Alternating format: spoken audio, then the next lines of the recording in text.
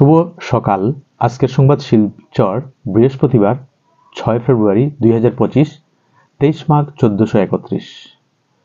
পড়ছি আজকের বিশেষ বিশেষ খবর। বুথ ফেরত সমীক্ষায় দিল্লিতে মোদি ঝড়ের ইঙ্গিত, চাপে আপ, রাজধানীও গেরুয়া। রাজধানীতে পালাবদলের ইঙ্গিত দিল প্রায় প্রত্যেকটি বুথ ফেরত সমীক্ষা, যা দেখে উচ্ছ্বসিত বিজেপি। যদিও আম আদমি পার্টির দাবি তারাই আবার ক্ষমতায় আসতে চলেছে। বুধবার শান্তিপূর্ণভাবে শেষ হয়েছে দিল্লি বিধানসভার নির্বাচন। এদিন বিকেলে 5টা পর্যন্ত নির্বাচন কমিশনের দেওয়া তথ্য অনুযায়ী ভোট পড়েছে 57.7%। তবে নির্ধারিত সময় সন্ধ্যা 6টার পরেও বহু মানুষ ভোটের লাইনে থাকায় এই হার বাড়বে। আর সন্ধ্যা 6:30টায় বিভিন্ন সংস্থা তাদের তরফে বুথ ফেরত সমীক্ষা প্রকাশ করে টিভি চ্যানেলগুলিতে। বুথ ফেরত সমীক্ষা ভোটের ফলাফল নয়, তবে প্রকৃত ফলাফল কি হতে চলেছে সে সম্পর্কে একটা ইঙ্গিত পাওয়া যায় এই ধরনের সমীক্ষা থেকে। পুণ্যস্নানে দেশকে একতার বার্তা মোদির। ঘুষ নিয়ে জোরহাটে আটক ইঞ্জিনিয়ার। বুধবার জোরহাটে মুখ্যমন্ত্রীর দুর্নীতি নিবারণ ও তদারকি সেলের অভিযানে গ্রেপ্তার হয় এক ঘুষখোর ইঞ্জিনিয়ার। জানা গেছে যে জোরহাট কেন্দ্রীয় খণ্ড উন্নয়ন কার্যালয়ের সহকারী ইঞ্জিনিয়ার শিবপ্রসাদ শইকিয়ার বিরুদ্ধে সরকারি কাজের বিনিময়ে ঘুষ হিসাবে টাকা দাবি করার অভিযোগ পেয়ে দুর্নীতি নিবারণ ও তদারকি সেলের টিম সেই কার্যালয়ে জাল পাতে এবং তাকে ক্যাপচার করে। 25শে রাজ্যে মোদি যোগ দেবেন ঝুমুর নৃত্যে বিনিয়োগ সম্মেলনে। 24 ফেব্রুয়ারি বিকেলে দুদিনের কর্মসূচি নিয়ে রাজ্যে আসছেন মোদি। ঝুমুর নৃত্যে বিশ্ব রেকর্ড গড়ার অনুষ্ঠানে যোগ দেওয়া ছাড়া বিশ্ব বিনিয়োগ সম্মেলন অ্যাডভান্টেজ অসম 2.0 এও যোগ দেবেন তিনি। বুধবার মুখ্যমন্ত্রী হিমন্ত বিশ্ব শর্মা এই খবর জানিয়েছেন।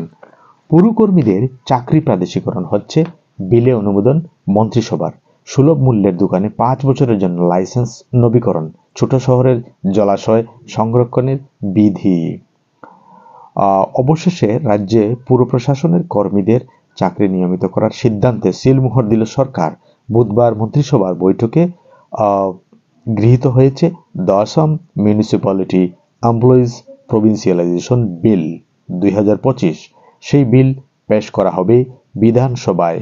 এর ফলে রাজ্যের 71টি পুর বোর্ডে 2013 সালের 4 সেপ্টেম্বরের আগে থেকে কর্মরত 1044 জন কর্মীর চাকুরি প্রাদেশিকরণ করা হবে। তাছাড়া রাজ্যের বিভিন্ন ছোট ছোট শহরে থাকা জলাশয় সংরক্ষণের বিধিও অনুমোদিত হয়েছে মন্ত্রিসভায়।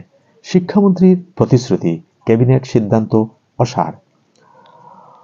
সুদীর্ঘ 1.5 বছর অপেক্ষা করার পর ক্যাবিনেট সিদ্ধান্ত কার্যকরী না করে রাজ্যের প্রাথমিক শিক্ষা প্রতিষ্ঠান শিক্ষকদের সঙ্গে করা প্রতারণা রাজ্যের প্রাথমিক শিক্ষকরা ক্ষুব্ধ ও হতাশ হয়েছেন। সর্বসমক্ষে দেওয়া শিক্ষামন্ত্রীর প্রতিশ্রুতি রক্ষার জন্য 15 দিনের সময়সীমা নির্ধারণ করে আজ একটি ইমেইলের মাধ্যমে শিক্ষামন্ত্রীকে স্মারকপত্র প্রদান করা হয়।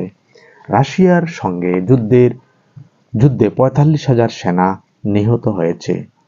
ইউনিফর্মের মান যাচাইয়ে ল্যাবরেটরি টেস্ট, জানালেন পেগু।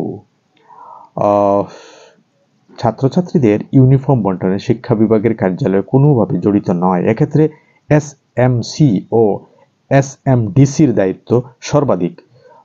ইউনিফর্ম নিয়ে অভিযোগ রয়েছে, এজন্যই এবার থেকে এগুলোর ল্যাবরেটরি টেস্ট করা হবে।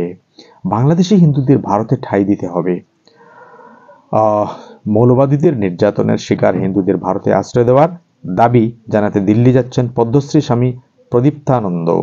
ভারত সেবাশ্রম সংঘের বেলডাঙ্গা আশ্রমের প্রধান কার্তিক মহারাজ জানিয়েছেন, দিল্লিতে ভারত সরকারের শীর্ষ কর্তাদের সঙ্গে সাক্ষাৎ করে এই দাবি রাখবেন তিনি। প্রতিদিন একটি ব্রিজ তৈরি হচ্ছে রাজ্যে, বললেন আসামের মুখ্যমন্ত্রী। শেষ হলো আজকের প্রথম পাতার খবর। আপনারা যদি আমাদের চ্যানেলটি পছন্দ করে থাকেন তাহলে লাইক, শেয়ার, সাবস্ক্রাইব করে পাশের বেল আইকনটি দাবিয়ে রাখবেন। ধন্যবাদ।